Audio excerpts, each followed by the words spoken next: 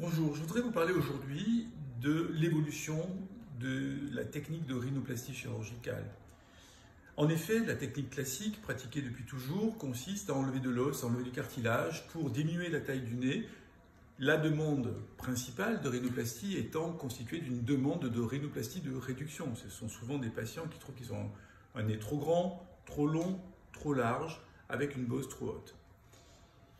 La vraie tendance aujourd'hui consiste à créer des nez qui soient naturels, des nez qui respirent, puisqu'on sait qu'une rhinoplastie génère souvent une baisse de la capacité respiratoire de la pyramide nasale, tout en obtenant le résultat de diminution ou de changement de forme souhaité. C'est ce que l'on appelle la rhinoplastie conservatrice, la preservation rhinoplasty en anglais, qui fait qu'à la place d'enlever du cartilage, de l'os, du cartilage ici pour modifier la taille de la pointe, la largeur de la pointe, on va au contraire garder le maximum, travailler avec des instruments très fins, ne pas enlever et changer la forme du cartilage, créer une forme différente du cartilage en mettant des points, en repositionnant le cartilage, en le faisant glisser vers le haut, vers le bas, en le fixant à l'os avec des fils résorbables qui, le temps de leur résorption, donnera une cicatrisation définitive, un emplacement définitif du cartilage pour au final avoir un nez qui va être beau,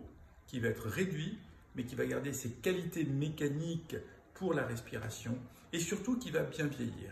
Vous avez tous à l'esprit ces vieilles patientes américaines qui ont été opérées dans les années 70-80 avec des nez qui, quand elles deviennent très âgées, la peau perdant de son élasticité, deviennent tout pincés, tout tordus, tout irréguliers. Elles ont des petits nez, mais des petits nez qui ne sont pas harmonieux, qui ne sont pas doux, dont on voit qu'ils ont été opérés. Ils marquent le passage du chirurgien.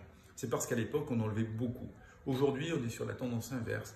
On enlève peu. C'est un véritable art d'obtenir du petit avec du gros, du petit avec du grand, et tout en n'enlevant rien. Voilà, c'est la rhinoplastie conservatrice, et c'est, je crois, une véritable évolution, un véritable progrès pour les chirurgiens spécialisés. Merci et très bonne journée.